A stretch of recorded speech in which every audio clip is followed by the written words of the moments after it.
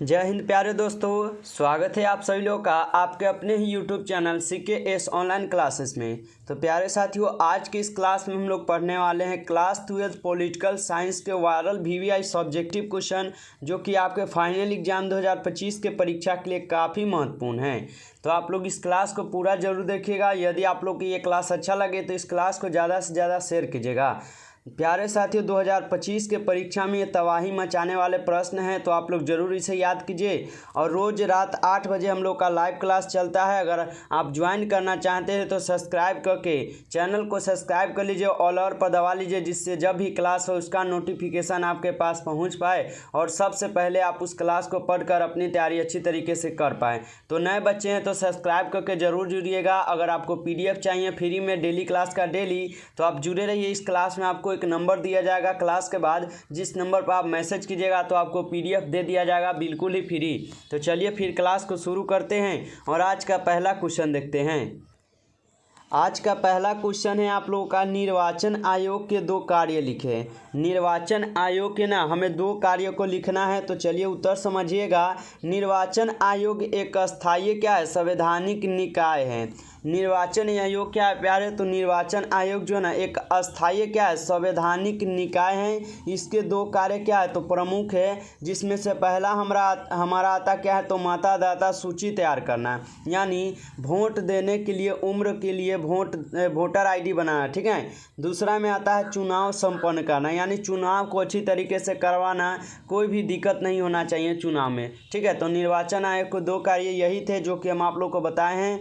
इन्हें जरूर याद कर लीजिएगा। 2 नंबर का ये क्वेश्चन है, जरूर याद कर लीजिएगा। साथियों आगे बढ़े उनसे पहले आप सभी बच्चे एक बार क्लास को जरूर लाइक कर लीजिएगा प्यारे। अगर आपको क्लास अच्छा लगे तो एक बार कमेंट में बहुत ही अच्छा लगा जरूर लिख दीजिएगा, जिससे हम आप लोगों का और भी क्लास करा पाए। कमेंट कीजिएगा तो और भी क्लास आप लोग को हो पाएगा। चलिए समझिएगा, यहाँ पे 2 नंबर क्वेश्चन क्या है। 2 नंबर क्वेश्चन है, स्वतंत्रता से आप क्या समझते हैं।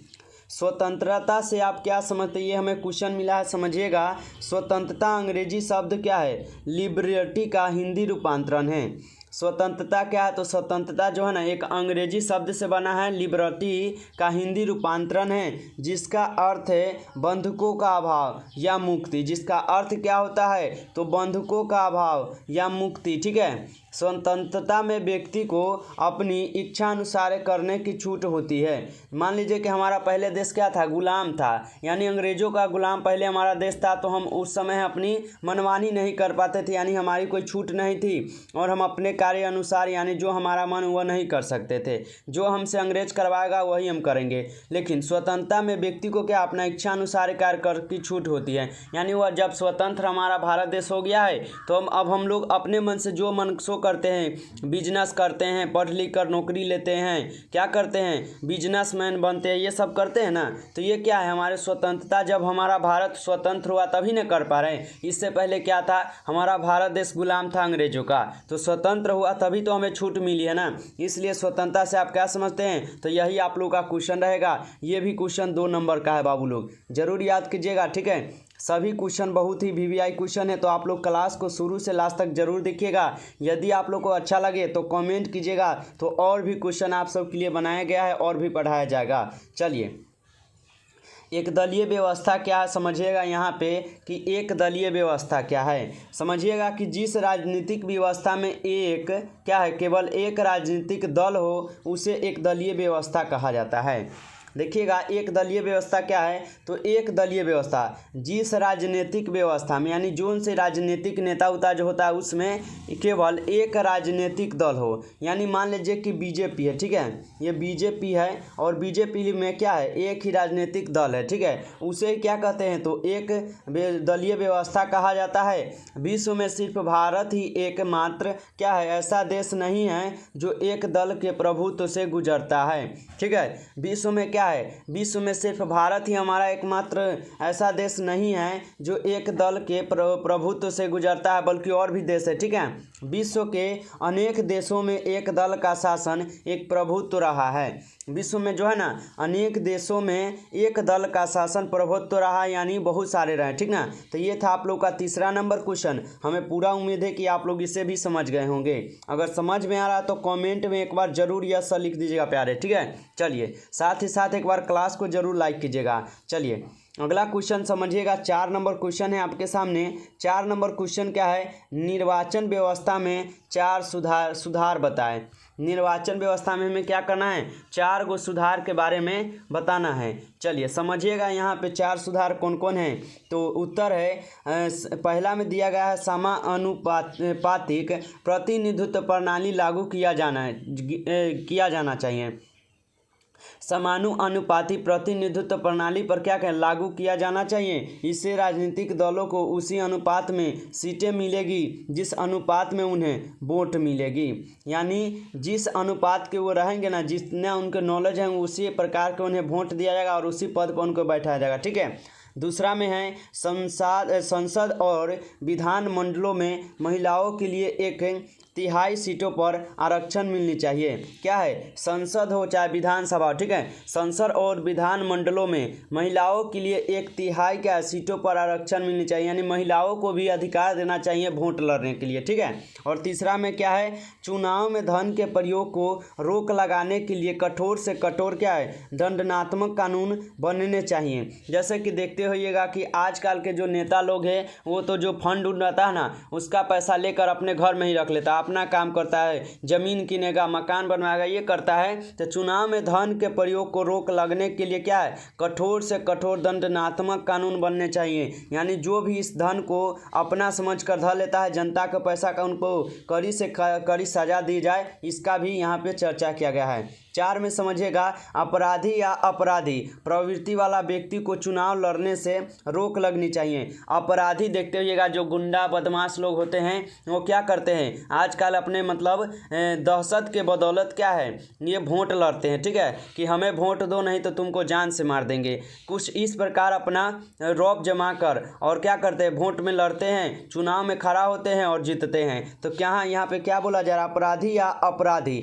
प्रवृत्ति वाला व्यक्ति को चुनाव लड़ने से क्या है, रोक लगनी चाहिए, यानी उनको चुनाव में नहीं लड़ने देना चाहिए। ये सब था आप लोग का क्वेश्चन, ठीक ना। चलिए अगला क्वेश्चन समझिएगा। यहाँ पे आप लोग का 5 नंबर क्वेश्चन है, जरूर समझिएगा। 5 नंबर क्वेश्चन है, वामपंथी दल से क्या तात्पर्य है। समझिएगा, वामपंथी दल से क्या तात्पर्य है। देखिए, वामपंथी दल वर्तमान स्थिति को बदलकर नई स्थिति लाना चाहता है। वामपंथी दल क्या है, तो वामपंथी दल जो ना वर्तमान स्थिति को बदलकर, यानी जो अभी चल रहे ना उसको बदलकर नई स्थिति लाना चाहती है, ताकि समाज को दुर्बल, पिछड़े, शोषित, दमित व विभिन्न वर्गों का कल्याण हो सके। क्या है, तो ताकि समाज के दुर्बल, पिछड़े, शोषित, दमित व विपन्न वर्गों का कल्याण हो सके, यानी सभी का कल्याण हो सके। इसलिए जो है वामपंथी दल की यहाँ पे बदलने के लिए बोला जा रहा है, ठीक है। ये दल सर्वहारा वर्ग के अधिनायकवादी लोकतंत्र में विश्वास करती है। ये दल क्या है, वामपंथी दल क्या है, तो ये दल जो है सर्वहारा वर्ग के अधिनायकवादी लोकतंत्र में विश्वास करती है। यह कम्युनिस्ट निजी पूंजी और क्या है, पूंजीपतियों को पूर्णतः आवश्यक और समाज विरोधी मानते हैं। ये क्या है, तो यह जो है ना, यह कम्युनिस्ट निजी पूंजी और पूंजीपतियों को पूर्णतः क्या है, अनावश्यक यानी आवश्यक नहीं मानते हैं और समाज विरोधी मानते हैं, ठीक है। ये जबरन भी पूंजीवादियों से हक छीनकर मजदूरों और किसानों को देने के पक्षधर है, ठीक है। यानी ये हम छीनकर अपने किसान भाइयों को दे सकते हैं, यानी उनको भी हम इस पद पर ला सकते हैं, ठीक है। तो यही था आप लोग का वामपंथी दल से आप क्या समझते हैं। चलिए, हमें पूरा उम्मीद है कि समझ में आया होगा, तो आप लोग कमेंट में एक बार जरूर यस लिखिएगा, ठीक है। चलिए अगला देखिएगा, 6 नंबर क्वेश्चन है। 6 नंबर क्वेश्चन क्या है, 6 क्वेश्चन है, धर्मनिरपेक्षवाद का क्या अर्थ है। धर्मनिरपेक्षवाद का क्या अर्थ होता है, यहाँ पे समझिएगा। ये भी क्वेश्चन बहुत ज़्यादा VVI क्वेश्चन है, जरूर याद कीजिएगा। चलिए, समझिएगा कि अनेक मतों को मानने वाले भारत के लोगों की एकता और उनमें बंधुत्वता स्थापित करने के लिए संविधान में धर्मनिरपेक्ष राज्य का आदर्श रखा गया। देखिए समझिएगा यहाँ पे धर्मनिरपेक्षवाद का क्या अर्थ है। अनेक मतों और मानने वाले, ठीक है, अनेक मतों और मानने वाले भारत के लोगों की एकमात्र और उनमें बंधुत्वता स्थापित करने के लिए संविधान में क्या धर्मनिरपेक्ष का राज्य का आदर्श रखा गया है। इसका अर्थ है कि राज्य सभी धर्मों की समान रूप से क्या रक्षा करेगा। राज्य क्या है, सभी धर्म, कोई भी जाति से होइए आप, ठीक है, कोई भी कास्ट से होइए, आपको रक्षा करना क्या ये नेता का काम है, ठीक है। और स्वयं किसी भी धर्म को राज्य के धर्म के रूप में नहीं मानेगा। यानी आप किसी भी धर्म को मत मानिए, यानी कि आप एक हिंदुस्तानी हैं, आप एक भारतीय नागरिक है, सिर्फ आपका यही एक धर्म है और कुछ नहीं, कोई धर्म नहीं आपके लिए, ठीक ना। आप अगर नेता है तो कोई भी धर्म मत मानिए, ठीक ना। ये नहीं कि हम अगर आपके जात के हैं तो हमें वोट दीजिए, हम जीतेंगे तो आपको लिए काम करेंगे, ऐसा नहीं, ये सब गलत है, ठीक ना। राज्य के इस धर्मनिरपेक्ष उद्देश्य को विनिर्दिष्ट रूप से क्या है उद्देश्य में संविधान 42वां संशोधन अधिनियम 1976 ईस्वी में द्वारा पथ निरपेक्ष शब्द अत्यंत स्थापित करके सुनिश्चित किया गया है, ठीक है। तो ये था धर्मनिरपेक्षवाद का क्या अर्थ है, समझिएगा, ठीक है। हमें पूरा उम्मीद है कि आप लोग को ये भी क्वेश्चन समझ में आया हो, तो कमेंट में एक बार यस सर जरूर लिख दीजिएगा।